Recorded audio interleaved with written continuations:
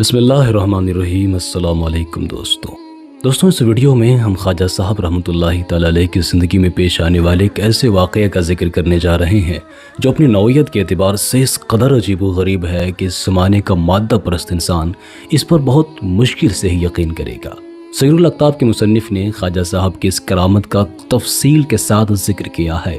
वाक़या कुछ यूँ है, एक दिन परेशान हाल बूढ़ी औरत हज़रत ख्वाजा मोइनुद्दीन चिश्ती अजमेरी रहमतुल्लाहि तआला अलैह की खानकाह में दाखिल हुई। उसकी आंखों से आंसू बह रहे थे और ज़ाहिरी हालत से वो बहुत ज़्यादा शिकस्ता नज़र आ रही थी। उस वक्त हज़रत ख्वाजा मोइनुद्दीन चिश्ती अजमेरी रहमतुल्लाहि तआला अलैह सुहर की नमाज के लिए वज़ू फरमा रहे थे। जैसे ही औरत ने खानकाह के दरवाजे में कदम रखा तो एक खादिम ने आगे बढ़कर उससे रोकते हुए पूछा, खातून तुम कौन हो और किससे मिलना चाहती हो? शिद्दत गम से औरत की आवाज़ कांप रही थी और वो रो रो कर अर्ज कर रही थी, मैं सिर्फ एक गमज़दा माँ हूँ और मुझे कुछ याद नहीं। फिर औरत ने पूछा, वो कहाँ है? खादिम पूछने लगा, वो मतलब कौन? बूढ़ी औरत कहने लगी, वही फ़कीर जो लोगों की मुरादें पूरी करता है, मुझे उसके पास ले चलो। हज़रत ख्वाजा मोइनुद्दीन चिश्ती अजमेरी रहमतुल्लाहि तआला अलैह के खादिम को उस औरत का गुस्ताखाना तर्ज़ कलाम बहुत बुरा लगा।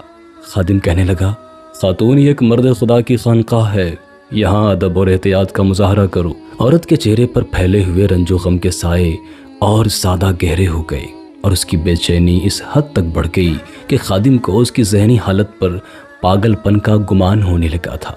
चुनांचे उसी हालत में औरत कहने लगी, मुझे क्या मालूम कि अदब किसे कहते हैं, मैं अपने बेटे के सिवा किसी को नहीं जानती। हज़रत ख्वाजा मोइनुद्दीन चिश्ती अजमेरी रहमतुल्लाहि तआला अलैह के खादिम को भी औरत की बदहवासी पर गुस्सा आ गया था और उस गुस्से के आलम में झिड़कते हुए उसने औरत से कहा, फिर तुम यहाँ क्यों आई हो? औरत कहने लगी, मैं अपने बेटे को लेने आई हूँ। ये कहते कहते औरत के सब्र ज़ब्त का बंद टूट गया और वो हिचकियाँ मार मार कर रोने लगी। खादिम ने बूढ़ी औरत को झिड़क दिया, ऐ औरत वापस जाओ, यहाँ तुम्हारा कोई बेटा नहीं है।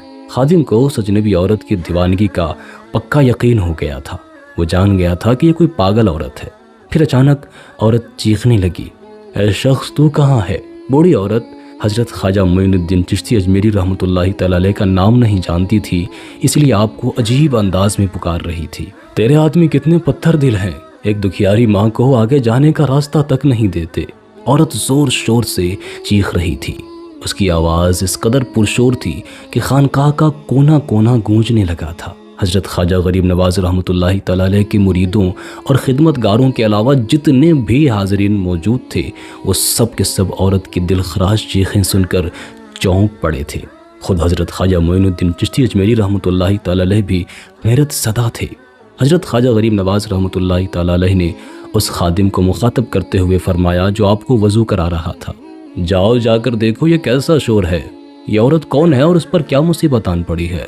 खादिम ने अर्ज़ किया, हुजूर पहले आप वज़ू फरमा लें। खादिम के नज़दीक औरत की चीखों की कोई अहमियत नहीं थी और वो अपने इस फेल में हक बजानिब भी था, क्योंकि एक खादिम की ज़िंदगी का मकसद ही मखदूम की खुशनुदी हासिल करना होता है। इसलिए वो दुनिया की हर चीज़ से बेनियाज होकर हज़रत ख्वाजा गरीब नवाज़ रहमतुल्लाहि तआला अलैह की तरफ देख रहा था। लेकिन सुल्तानुल हिंद जिस अंदाज के मखदूम थे, उनसे ये बैद था कि औरत चीखती रहती और वो अपने काम में लगे रहते। अपनी सादत करीमाना के सबब ख्वाजा साहब ने खादिम से दोबारा फरमाया, पहले तुम उस औरत की खबर लो।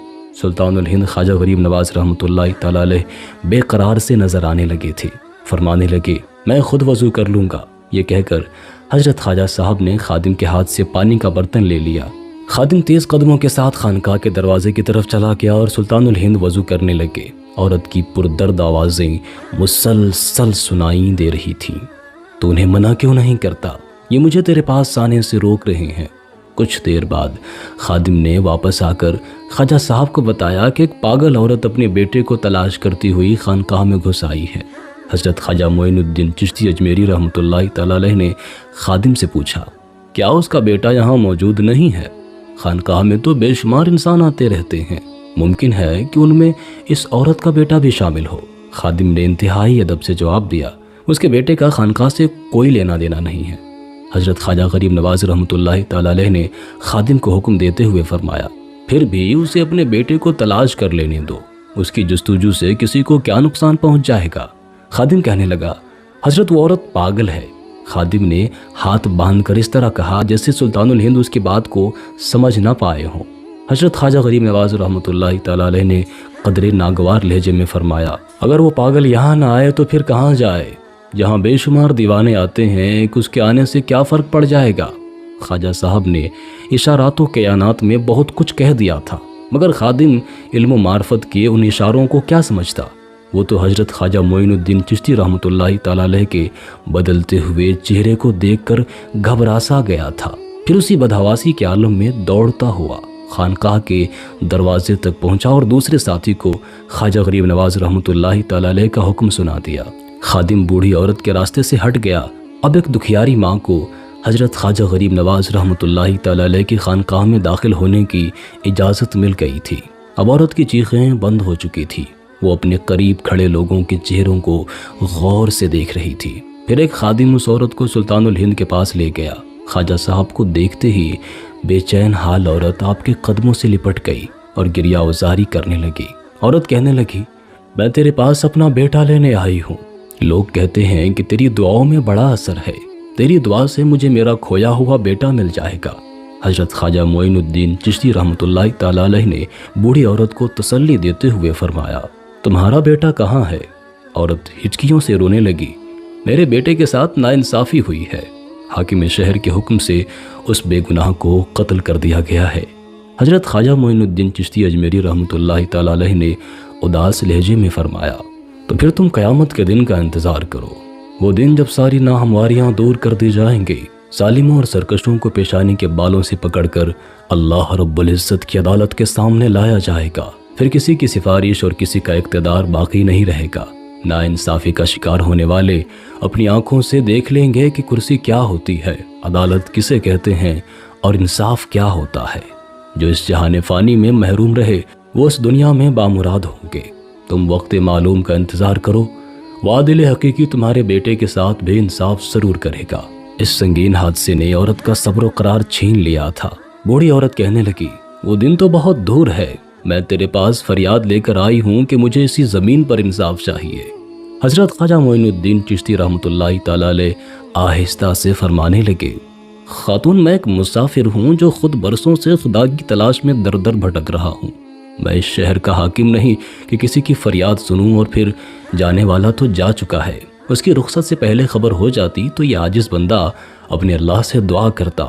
اب تو کتاب مکمل ہو چکی ہے، اب اعمال نامہ بند ہو چکا ہے، اب کیا ہو سکتا ہے؟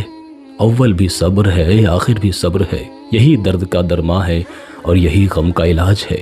بے شک اللہ صبر کرنے والوں کے ساتھ ہے۔ اچانک عورت کی ہذیانی کیفیت میں اضافہ ہو گیا اور وہ عورت کہنے لگی، میں واپس جانے کے لیے نہیں آئی ہوں، میں اپنے بیٹے کو ساتھ لے کر جاؤں گی۔ اگر مردے زندہ نہیں ہوتے تو پھر میں بھی یہیں تیرے قدموں میں مر جاؤں گی۔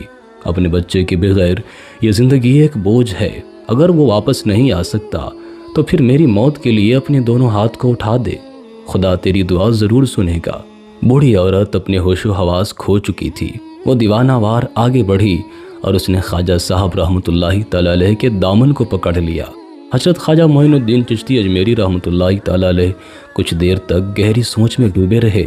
پھر آپ نے دل نواز لہجے میں مخاطب ہو کر فرمایا، اچھا میرا دامن چھوڑو، نماز کا وقت تنگ ہوا جا رہا ہے، میں نماز ادا کر لوں، اس کے بعد تمہاری روداد غم سنوں گا۔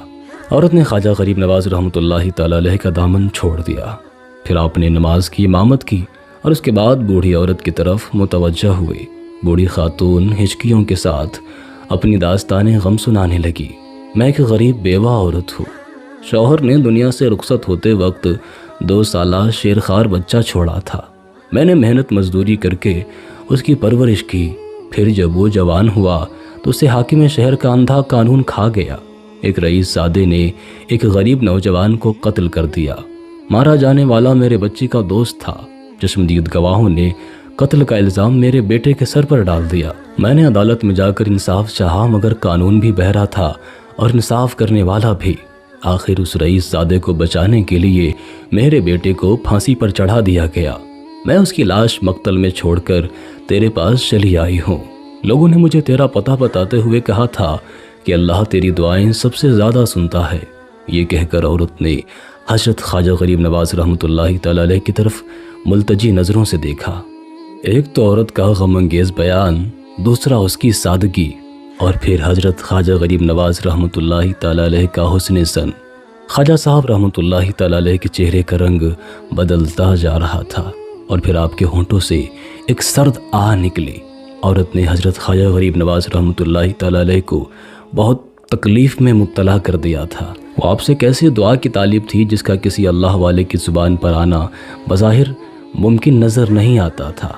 हज़रत ख्वाजा मोइनुद्दीन चिश्ती रहमतुल्लाहि ताला अलैह फरमाने लगे, खुदाया अपने बंदे मोइनुद्दीन पर रहम फरमा, तो इसकी हकीकत को बेहतर जानता है। दरअसल वाक़या यह था कि हज़रत ख्वाजा गरीब नवाज़ रहमतुल्लाहि ताला अलैह के मुखालिफिन ने उस औरत को यकीन दिलाया था कि आपके दुआओं में बहुत ज़्यादा असर है और आपके दुआओं से तो मुर्दे भी ज़िंदा हो जाते हैं। ये एक शरारत थी जिसका मकसद इसके सिवा कुछ नहीं था कि ख्वाजा साहब रहमतुल्लाहि ताला अलैह को जलील किया जाएगा।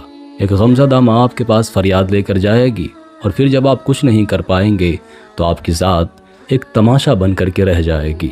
ये दिल दुखाने का बड़ा अजीब अंदाज था।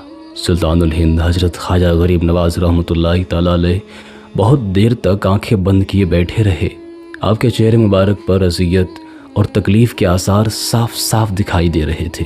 फिर आपने आंखें खोलकर बूढ़ी औरत की तरफ देखा और उदास लहजे में फरमाने लगे, खातून तूने मुझे बहुत ज़्यादा तकलीफ़ पहुंचाया है। काश तुम्हें या किसी दूसरे शख्स को मेरी ज़ात से ये गुमान ना होता।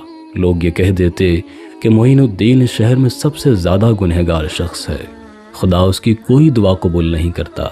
अचानक हज़रत ख्वाजा गरीब नवाज़ रहमतुल्लाहि ताला अलैह उठे और बूढ़ी औरत से मुखातब होकर फरमाने लगे, मुझे अपने बेटे के पास ले चलो, मैं उसके लिए अल्लाह से इंसाफ मांगूंगा। औरत भी खड़ी हो गई कि अब उसका बेटा उसे मिल जाएगा। फ़र्त मुसर्रत से गमज़दा माँ का चेहरा खिल उठा था और वो कह रही थी, खुदा उन लोगों का भला करे जिन्होंने मुझे तेरा पता बताया। ख्वाजा साहब थोड़ी देर के लिए ठहर गए, कुछ मुरीदों को अपने साथ लिया और बाकी लोगों को खानकाह के अंदर रहने का ही हुक्म दे करके उस तरफ रवाना हो गए जिधर बूढ़ी औरत निशानदही कर रही थी। सुल्तानुल हिंद हज़रत ख्वाजा गरीब नवाज़ रहमतुल्लाहि ताला अलैह एक लंबा सफ़र करके बूढ़ी औरत और चंद मुरीदों के साथ मक्तल पहुँचे जिस फांसी घाट पर उसके बेटे को कत्ल किया गया था। हुकूमत के कारिंदे बहुत देर पहले लड़के को फांसी दे करके जा चुके थे। बस एक मक्तल का मुहाफिज था जो दरवाजे पर खड़ा पहरा दे रहा था। उसके अलावा तमाशाइयों की एक भीड़ थी जो दरवाजे से अंदर झांक झांक कर मकतूल की लावारिस लाश को देख रही थी। बूढ़ी औरत उन लोगों के दरमियान रास्ता बनाती हुई आगे बढ़ रही थी। आखिर वो फांसी घाट के दरवाजे तक पहुंच गई और दीवानावार चीखते हुए बोली, वो है मेरे जवान मर्द बेटे की लाश जिसे शहर का अंधा कानून खा गया है। औरत दरअसल ख्वाजा साहब से मुखातब थी जो आहिस्ता आहिस्ता दरवाजे की तरफ बढ़ते जा रहे थे, मगर इंसानी भीड़ ने यही समझा था कि गमज़दा माँ लोगों के सामने फरियाद कर रही है। अचानक एक करख्त आवाज़ गूंजी, क्या तूने अपने होशो हवास खो दिए हैं? मक्तल का मुहाफिज बड़े ही संग दिलाना अंदाज में औरत को डांट रहा था। ए बुढ़िया, तू हाकिम शहर के इंसाफ पर एतराज़ करती है, तेरी ये गुस्ताखी तुझे भी फांसी के फंदे तक ले जा सकती है। अपने बदकिरदार बेटे को मजलूम कहती है।